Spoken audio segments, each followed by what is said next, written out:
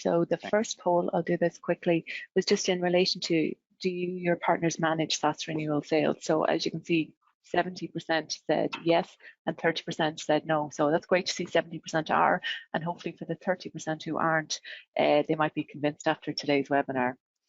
Okay, we'll just go to the next one then. So the next one was, how do you share renewals opportunities with partners? And no surprises really to see that via email and spreadsheets was the clear winner on that one. But it is nice to see more companies are starting to use a renewals platform, so that's good. Any kind of thoughts yourselves on that? I'm not surprised with the results, to be honest. It's nice to see the increase of use of renewals platforms. Yeah, it doesn't really surprise me, but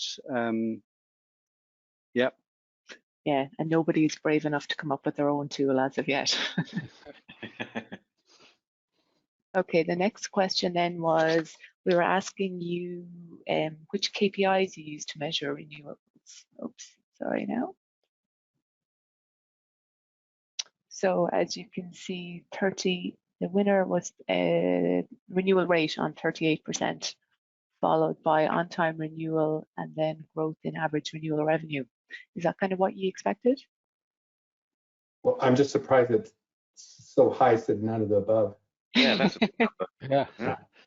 Maybe people who answered none of the above, if they could just put into the chat what is it that they use, that would give us some more insight into it. But renewal rate being number one, yeah, that's no surprise. Yeah, that would be great. Good idea, Maciej. And maybe it's just that we didn't kind of come up with the main ones. Might be other ones that they're using. Okay, and then the final poll was in relation to incentives. So hopefully that's coming up on your screen there now. So yeah, almost 40% don't offer incentives to partners. And then obviously rebates are the most popular for those who do with SPIFs, and of course all of the above, but nobody offers additional marketing credits. Any thoughts? There's an opportunity in there somewhere, so yeah. Absolutely. The diamonds are in the data. They are, the diamonds are in the data, absolutely. Never a true word spoken. Okay, so I know we're getting close to the hour, so I'm just going to fire a couple of questions at you that came in. So first one is an interesting one. How are vendors helping their partners increase stickiness with their SaaS customers? So Stuart, Edmund, you're both vendors. How are you helping partners to increase stickiness with their customers?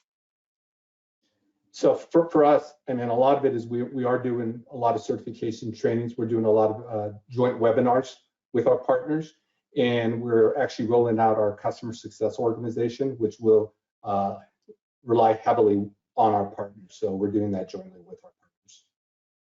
Yeah, we're actually very similar to Edmund as well. We do have a separate customer success team, which is obviously very closely aligned with the renewal team. You know, we talked about KPIs and things like that. I think Edmund also mentioned it earlier on about adoption being a key metric, and obviously adoption is part of that stickiness. So that's a metric that we use often to help with that as well, to identify that and know when we need to bring in an adoption manager, which is part of our customer success team. Okay, thanks guys. Here's another interesting one. So this one is, what strategies apart from incentives can be used to increase a partner's renewal performance? If maybe you don't have budget to offer an incentive on the renewal, how else can they help to increase the renewal's performance?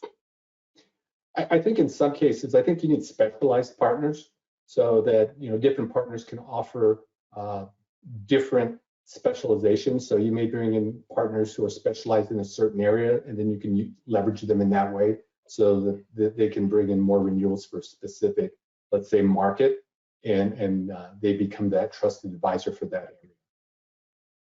Okay. Yeah, great. I guess the other thing I'd add there that we occasionally do as well.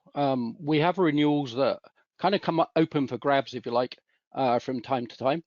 And so, you know, those partners who perform best with us, they're given a higher partner tier, and they're the partners we go to first when we have additional opportunities.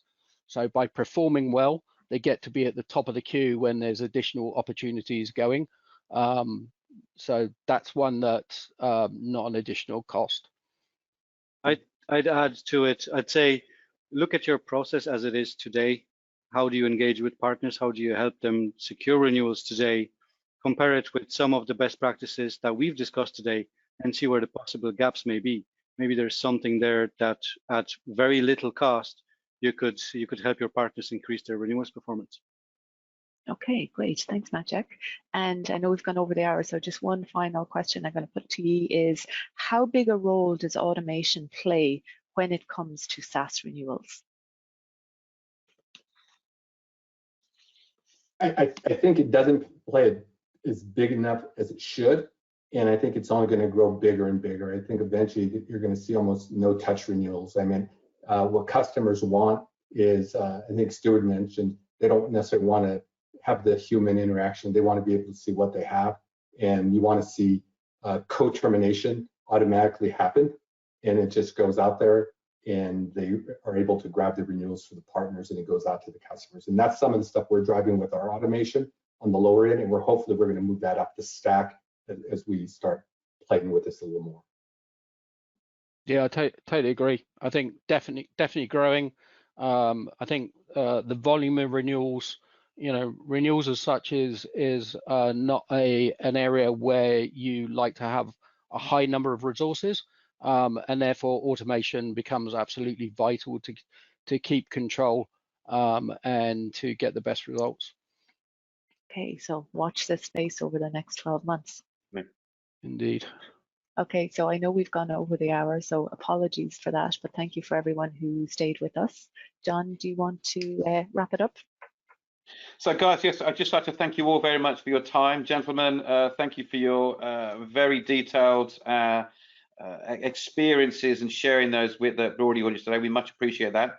And to our audience, thank you all very much. And we very much look forward to speaking to you again on a webinar in the future regarding channel program automation and how SaaS will eventually take over and become the preceding way that we do business going forward. So again, thanks for your time, much appreciated, and all have a good morning and good evening.